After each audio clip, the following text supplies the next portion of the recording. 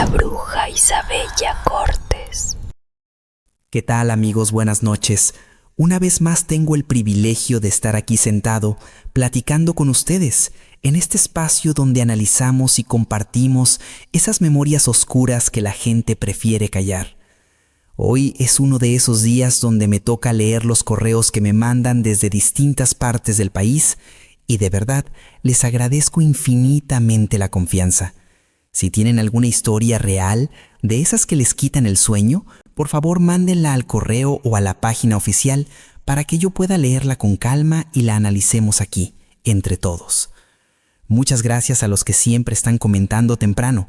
Ustedes hacen que esta comunidad siga creciendo. Pero bueno, entrando en materia, la historia de esta noche nos la manda una suscriptora que nos escribe desde la Ciudad de México. Ella me confiesa que dudó muchísimo antes de mandarme este correo, porque es una tragedia familiar que hasta la fecha sigue siendo un tema prohibido en las reuniones. Son varios sucesos, pero me voy a enfocar en lo que vivieron sus tíos Lupita y Ramón hace un poco más de 30 años. A ver, déjenme hacer memoria para ponerlos bien en contexto. Resulta que hace más de 3 décadas, el tío Ramón trabajaba como albañil, de sol a sol, un maestro de obra muy trabajador, y la tía Lupita se la partía todos los días en una maquiladora, cosiendo ropa. Como apenas se habían casado, vivían con los papás de Ramón, o sea, los suegros de Lupita, que eran don Rigoberto y doña Consuelo. Unos señores de esos de antes, la neta, súper estrictos, de carácter muy fuerte, muy a la antigua, ¿saben? De esos suegros con los que no se podía discutir porque su palabra era la ley. El caso es que viendo que la pareja no tenía dónde caerse muerta, don Rigoberto y doña Consuelo decidieron darles un pedazo de tierra para que empezaran a construir su casita. Imagínense el escenario, gente. Este terreno era un terreno ejidal inmenso, ubicado muy cerca de los bosques de la Marquesa en el Estado de México. Para los que conocen esa zona saben perfectamente cómo es. Hoy en día ya hay cabañas y puestos de comida, pero hace 30 años, no manches, eso era monte puro. Un frío que te cala los huesos, neblina tupida desde las 5 de la tarde, pinos enormes que tapan la luz de la luna y una soledad que a cualquiera le pone los nervios de punta. O sea, los vecinos más cercanos estaban facilísimo a media hora caminando por un camino de pura terracería. Ahí en ese terreno había un cuarto en obra negra, de ladrillo pelón, con un techo de lámina a medio poner que rechinaba con el viento. Como no tenían dinero para rentar en otro lado, ni para construir bien, Lupita y Ramón limpiaron ese cuartito, taparon las ventanas con plásticos, colgaron una cortina de tela gruesa en la entrada, porque ni puerta de madera tenían, y se mudaron para allá. Obviamente no había luz eléctrica, todo era con veladoras y lámparas de petróleo. Y fíjense en este detalle, amigos, porque aquí es donde la cosa empieza a ponerse rara. Durante la primera semana, todo fluyó normal. Ramón llevaba a Lupita a la maquiladora temprano en su bicicleta, se iba a la obra y en la tarde pasaba por ella para regresar juntos al terreno antes de que cayera la noche oscura. Pero les digo algo, raza, justo el martes de la segunda semana las cosas cambiaron de golpe. Esa noche estaban durmiendo en su colchón en el piso. Tenían una veladora prendida en la esquina donde Lupita había puesto un pequeño altar con una imagen de la Virgen. De repente, Lupita se despierta a la mitad de la noche. Sintió como un escalofrío muy pesado en el ambiente, de esos que te erizan los vellos de los brazos. Ella voltea hacia la entrada del cuarto, esa que solo tenía la cortina de tela. Y les digo la neta, amigos, justo en esta parte del correo es donde yo también empiezo a sentir nervios. ¿De verdad?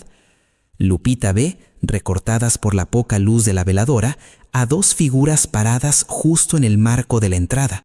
Al principio, por el sueño, pensó que eran sombras de los árboles, pero no, eran personas. Estaban altísimas, casi topaban con el techo de lámina.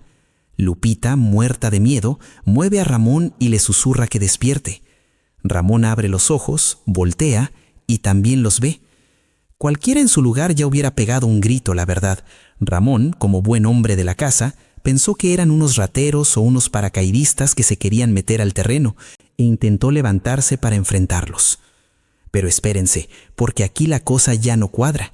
En el momento en que Ramón hace el esfuerzo por pararse, siente que el cuerpo no le responde. Lupita igual. Haz de cuenta que se le subió el muerto a los dos, al mismo tiempo. Estaban paralizados, tiesos, solo podían mover los ojos. Entonces, las dos figuras dan un paso hacia adentro, y al acercarse a la luz de la veladora, Ramón y Lupita pueden verlos bien. No eran personas normales. ¡Qué miedo, la neta! Eran dos hombres, pero con un aspecto horrible. Estaban en los puros huesos, flacos, como si llevaran meses sin comer, la piel pegada a las costillas. Pero lo más raro es que tenían unos estómagos gigantes, inflados, abultados como si fueran mujeres embarazadas de 9 meses. Sus brazos y piernas eran como ramas secas y largas que casi arrastraban por el piso de tierra. No traían ropa, solo un taparrabos viejo como de piel de animal amarrado a la cintura. Pero lo que los dejó helados, se los juro, fue la cara.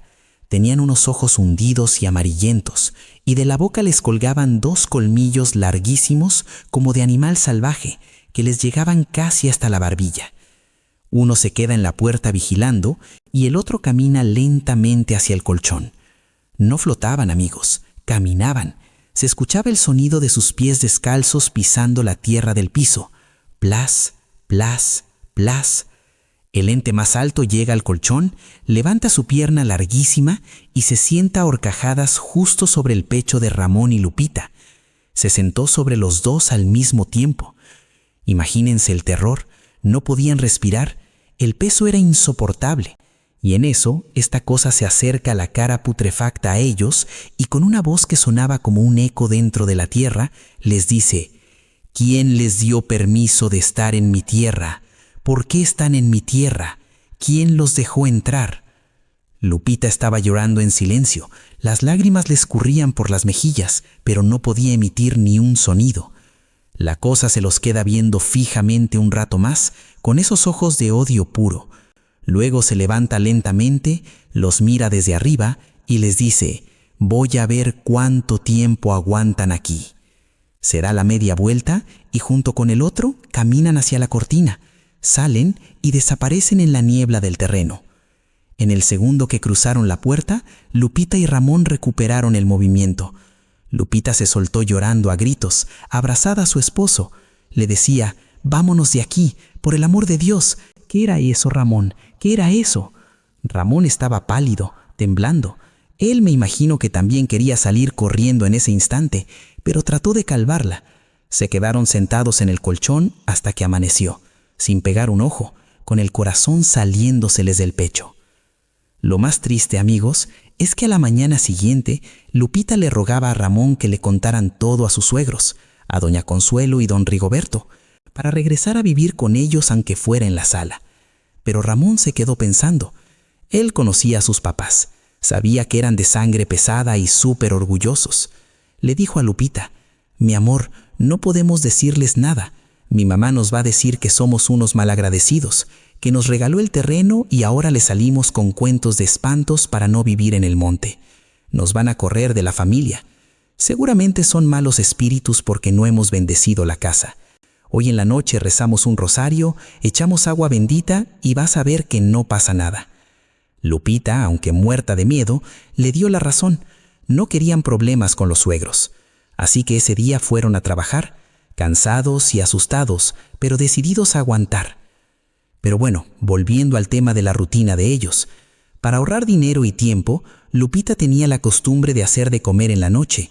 Hacía su olla de frijoles de la olla, arroz o algún guisado de papas con chorizo, y lo dejaba en la mesa de madera para recalentarlo al día siguiente y desayunar antes de irse al trabajo. Esa noche, Lupita preparó bastante comida en sus ollas de peltre, la tapó bien y se fueron a dormir después de rezar un rosario completito. La noche pasó tranquila, no vieron nada raro, pero al amanecer, cuando Lupita se levanta para calentar el desayuno, miren gente, escuchen esto, destapa la olla de los frijoles, vacía. Destapa el sartén del guisado, vacío. Pero no era que alguien hubiera tirado la comida o se la hubiera llevado. Las ollas estaban limpias, relucientes, como si alguien las hubiera lavado, o peor aún, como si alguien las hubiera lamido hasta no dejar ni una sola gota de grasa. Lupita le habla a Ramón súper asustada. «Mira esto, no hay nada de comida». Ramón, tratando de buscarle una explicación lógica, le dice que seguro en la noche se metió un tlacuache o un coyote del monte, destapó las ollas y se comió todo. Le dice: «Mira, hoy en la noche has de comer igual, pero ponle las tapas, y encima les ponemos unos pedazos de leña bien pesados para que ningún animal las pueda destapar». Y así lo hicieron. Al día siguiente, la misma historia. Las ollas sin comida y completamente limpias, lamidas. Y la leña que estaba encima la habían quitado y puesto a un lado con mucho cuidado. Ahí ya no era un coyote, amigos. Ningún animal te quita un tronco pesado, se come los frijoles y te deja el tronco a un ladito acomodado. Total que Ramón ya estaba perdiendo la paciencia y el miedo se le estaba convirtiendo en coraje. Le dijo a Lupita: «Esta noche voy a descubrir qué es lo que se está metiendo a nuestra casa». Esa noche, Ramón acomodó a Lupita en el colchón y él se fue a esconder detrás de un montón de bultos de cemento y madera que tenían en la esquina del cuarto, justo con vista a la mesa donde estaba la comida. Apagaron las veladoras. Todo quedó en penumbras. Solo entraba un hilito de luz de luna por la lámina. Vieron las 12, la 1, las 2 de la mañana y nada. Ramón ya estaba cabeceando, pensando que esa noche no iba a pasar nada. Hasta que de pronto... fíjense en este detalle. Alrededor de las 3 de la mañana con 5 minutos, la temperatura del cuarto bajó de golpe. Ramón sintió que el aire se puso pesado, como si oliera a tierra mojada y a carne podrida. De la nada, por la cortina de la entrada, entró una silueta. Ramón aguantó la respiración pegado a los bulcos de cemento. Era un ser diferente a los de la primera noche. Este era alto, pero estaba completamente desfigurado. Su piel era como cuero viejo y seco. Llevaba puestos unos pantalones militares rotos, casi deshechos, como si fuera la ropa de un revolucionario muerto hace 100 años. Sus brazos eran esqueléticos, tanto que se le veían los huesos blancos asomándose por la piel en los codos. ¿Y su cabeza? No manches, la cabeza no tenía cabello, tenía el cráneo sumido de un lado, y de la boca le salían esos mismos colmillos gigantes. La cosa caminó despacio hacia la mesa. Ramón estaba congelado del terror. Vio cómo esa criatura levantó el tronco pesadísimo con una sola mano sin hacer el menor esfuerzo. Destapó la olla de peltre y empezó a comer. Agarraba la comida con las manos huesudas y se la atascaba en la boca. Se escuchaba cómo masticaba de forma asquerosa en medio de la madrugada. Y de repente termina de comer. Agarra la olla con las 2 manos y saca la lengua. Según me cuenta el correo, la tía Lupita después supo por Ramón que la lengua de esa cosa era negra, gruesa y larguísima, como de unos 30 centímetros. Empezó a lamer el interior de la olla de peltre desde el fondo hasta los bordes. Ras, ras, ras. La dejó reluciente. Tapó la olla, volvió a poner el tronco encima y con paso muy lento salió del cuarto y se perdió hacia el bosque de pinos. Ramón se quedó hecho bolita detrás del cemento hasta que salió el sol. Estaba en shock. Cuando Lupita despertó, vio la cara de terror de su esposo. Le preguntó qué pasó, y aquí es donde Ramón cometió un error. Por no asustarla más y para que no saliera corriendo, le mintió. Le dijo que sí, que era un perro salvaje gigante que se había metido y que él no pudo hacer nada porque le dio miedo que lo mordiera. Le dijo que esa noche mejor iban a cenar unas tortas y no iban a dejar nada cocinado para que el animal ya no regresara.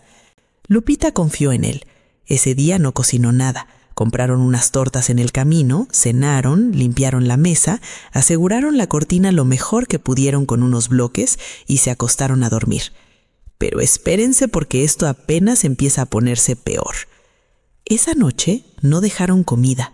Estaban profundamente dormidos. Y de repente, de la nada, los dos sienten que les falta el aire. Abren los ojos de golpe y ahí estaba. La misma criatura de los pantalones militares rasgados estaba inclinada sobre ellos. Cada una de sus manos huesudas y heladas estaba agarrando el cuello de Ramón y de Lupita, ahorcándolos. La fuerza que tenía era brutal. Los levantó un poco del colchón mientras los asfixiaba. Y con esa misma voz de ultratumba, la cosa empezó a gritarles en la cara, salpicándolos con saliva podrida. ¿Por qué no hay comida? ¿Por qué no me dejaron de comer hoy? Esta es mi tierra, ustedes me tienen que alimentar. Si vuelven a dejarme con hambre, me los voy a llevar a los dos. Los soltó de golpe. Cayeron al colchón tosiendo, buscando aire desesperados, con las marcas rojas en el cuello. La criatura se paró derecha, los miró con desprecio y los dijo la misma frase maldita: «Voy a ver cuánto tiempo aguantan aquí». Y desapareció. Esa fue la gota que derramó el vaso. A la 1:30 de la mañana, Lupita estaba llorando a gritos, agarrando sus pocas cosas. Le dijo a Ramón que le valía el enojo de sus suegros, que ella se iba en ese instante, que prefería dormir en la banqueta que quedarse un minuto más ahí. Ramón, que ya estaba igual de aterrorizado, trató de calmarla, explicándole que afuera estaba la oscuridad del bosque, que si salían a esa hora caminando por la carretera vieja era más peligroso, que la cosa esa andaba suelta en el terreno. Se abrazaron en la esquina del cuarto, temblando, rezando en voz baja hasta que los primeros rayos del sol entraron por la lámina. Esa misma mañana agarraron sus bolsas, se subieron a la bicicleta y pedalearon como locos hasta la casa de los papás de Ramón en la colonia de la ciudad. Llegaron pálidos, con los ojos hundidos. Doña Consuelo y don Rigoberto estaban desayunando. Al verlos llegar así, soltaron las tazas de café. Ramón, sin aguantar más, les confesó todo. Les contó desde las figuras de la primera noche hasta la criatura de lengua negra y cómo los intentó ahorcar por no dejarle de comer. Cualquier padre se hubiera preocupado, ¿no creen? Uno pensaría que les dirían: «Hijos, quédense aquí, vamos a bendecir ese lugar». Pero no, acuérdense que don Rigoberto y doña Consuelo eran orgullosos a más no poder. Doña Consuelo pegó un manotazo en la mesa, empezó a regañarlos. Les dijo que seguro Lupita le estaba metiendo ideas a Ramón porque se sentía muy fina para vivir en una casa a medio terminar y que habían inventado el teatro del espanto para obligarlos a comprarles una casa de material. ¡Qué coraje, la neta! Lupita lloraba enseñando sus marcas en el cuello, pero doña Consuelo decía que seguro Ramón se las había hecho por andar peleando. Total que doña Consuelo, en su terquedad, se levantó y dijo: «Son puras mentiras de ustedes. Hoy mismo en la noche me voy yo con tus dos hermanas al terreno. Vamos a dormir allá y les voy a demostrar que en ese terreno no hay absolutamente nada». Dicho y hecho. Ese mismo día en la tarde, doña Consuelo, junto con sus dos hijas, las cuñadas de Lupita, agarraron unas cobijas de tigre y se fueron al terreno en la Marquesa. Llegaron, se instalaron en el cuarto a medio terminar. Como en esa época había mucho zancudo en el monte, instalaron un pabellón grande, de esas telas de mosquitero blancas que se cuelgan del techo y cubren toda la cama. Se metieron las tres bajo el pabellón, apagaron la veladora y se acostaron a dormir. Alrededor de las 11 de la noche, las hijas ya estaban dormidas, pero doña Consuelo seguía despierta, sintiendo un frío anormal que se colaba por los tabiques. Y de repente, amigas y amigos, escuchen bien lo que pasó aquí.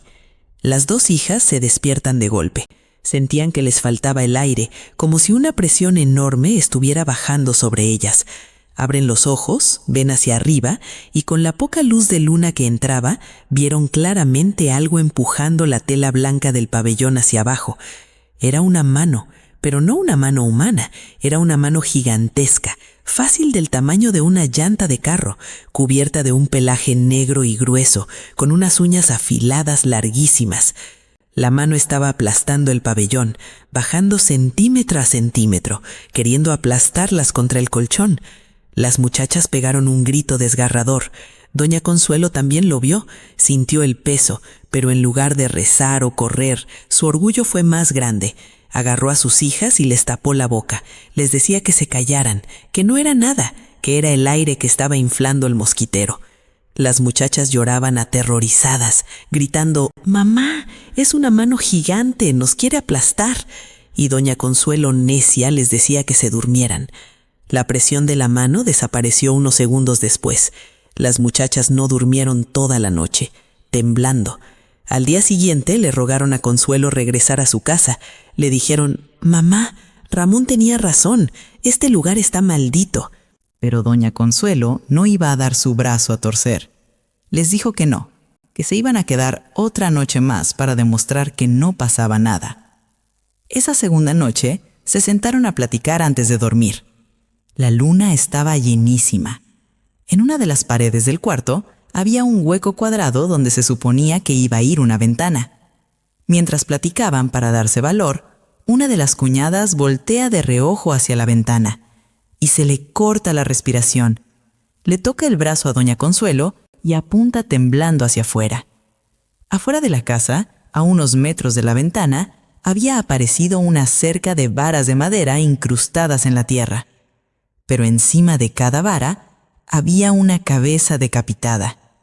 Eran cabezas de personas, con la piel podrida, el pelo enmarañado y los ojos abiertos de par en par. Y lo más escalofriante de todo, raza, es que los ojos de todas esas cabezas se movían. Las estaban viendo fijamente hacia adentro del cuarto. Al ver esa escena salida del mismo infierno, doña Consuelo no aguantó más. Se desmayó ahí mismo, cayó redonda al piso de tierra. Las hijas empezaron a gritar por ayuda. En medio de los gritos, las hijas vieron cómo la cerca entera, con todo y varas y cabezas, se empezó a mover lentamente y se alejó metiéndose en la oscuridad de los pinos hasta desaparecer. Cuando doña Consuelo reaccionó, esperaron al amanecer. Ya en la mañana regresaron a la ciudad. Las hijas llegaron llorando, histéricas, diciendo que no volvían a poner un pie en ese terreno. Pero fíjense cómo es la gente de orgullosa. Doña Consuelo le dijo a don Rigoberto que sus hijas se habían asustado por unas lechuzas. Se negaba a aceptar en voz alta que sus nueras y su hijo tenían razón. Don Rigoberto, que era todavía más machista y terco que su esposa, se enfureció. Dijo: «Son una bola de viejas miedosas. Esta noche voy a ir yo. Me voy a llevar a mi otra hija, a la mayor, para que vea cómo un hombre de verdad no le tiene miedo a sus cuentos chinos». La hermana mayor de Ramón estaba casada y tenía un niño chiquito de unos 3 añitos. Ella aceptó ir para acompañar a su papá y se llevó a su hijito. Llegaron al terreno esa misma tarde. Cenaron tranquilos, don Rigoberto fumado su cigarro burlándose de las historias de espantos. Se acuestan a dormir. A la mitad de la madrugada, el niño de 3 años se despierta llorando y pide hacer del baño. Como no había baño adentro, la hermana mayor tuvo que agarrar al niño, abrir la cortina de tela y salir afuerita a un ladito de la casa. Ella estaba agarrando al niño y de repente escucha un sonido en el techo de lámina, como si algo enorme estuviera caminando allá arriba a 4 patas. Voltea hacia arriba y ve que desde el borde del techo se asoma una sombra gigantesca. De un segundo a otro, la cosa se lanza desde el techo hacia ellos. La mujer alcanza a distinguir que era una especie de monstruo monstruoso, todo negro, con brazos enormes, y que traía la mano abierta con unas garras listas para atrapar al niño y llevárselo. Aquí es donde yo mismo me quedé pensando cuando leía la historia. Si esto fuera una película, el monstruo se lleva al niño, pero la vida real es diferente, y fíjense en este detalle. La hermana de Ramón era muy devota, y siempre traía colgada debajo de su ropa una medalla de San Benito de plata. Todos sabemos en México lo poderosa que es esa medalla contra las presencias demoníacas. Al ver que esa bestia caía sobre ellos, la mujer, por puro instinto de madre, en lugar de correr, agarra la medalla de San Benito que traía en el pecho, la saca de su blusa y la levanta hacia el monstruo con todas sus fuerzas. La suscriptora me cuenta, y esto es 100% real, que la hermana juró hasta el día de su muerte que en el instante en que levantó la medalla, un rayo de luz brillante salió directamente de la medalla hacia la bestia. La luz golpeó la mano gigante del monstruo. Se escuchó un chillido desgarrador. La mano empezó a soltar humo con un olor asqueroso a azufre y pelo quemado. La bestia, en pleno aire, se torció de dolor, cayó a un lado de ellos, corrió en 4 patas y se metió al bosque aullando. La mujer agarró a su hijo, se metió corriendo a la casa y trancó con piedras. Le dijo a don Rigoberto lo que pasó, pero él, lejos de asustarse, se encendió en coraje. Agarró su machete y le dijo que a él no lo iban a venir a asustar en sus tierras. Pasó el resto de la noche sentado con el machete en la mano.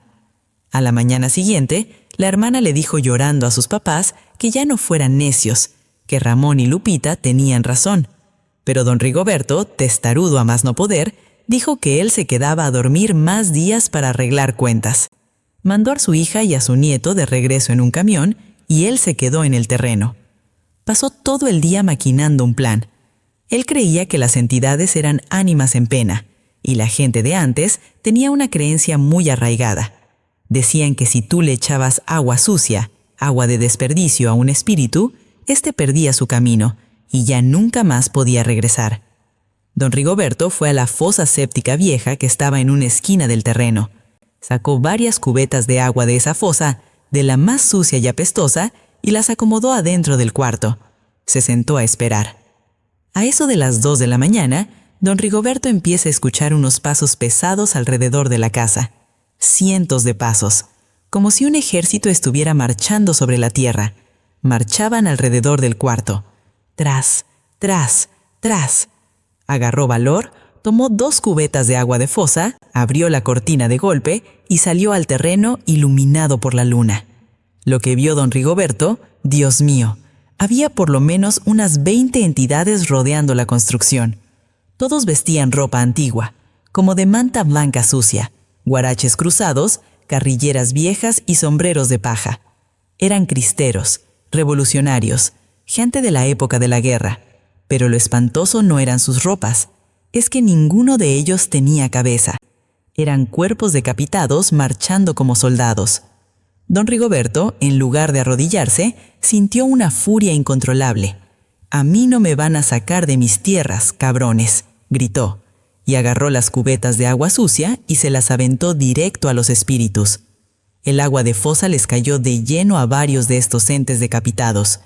En ese instante, los espíritus empezaron a hacer un ruido agudo. Se retorcían, se hacían hacia atrás, se agrupaban en un solo bloque. Don Rigoberto rió a carcajadas.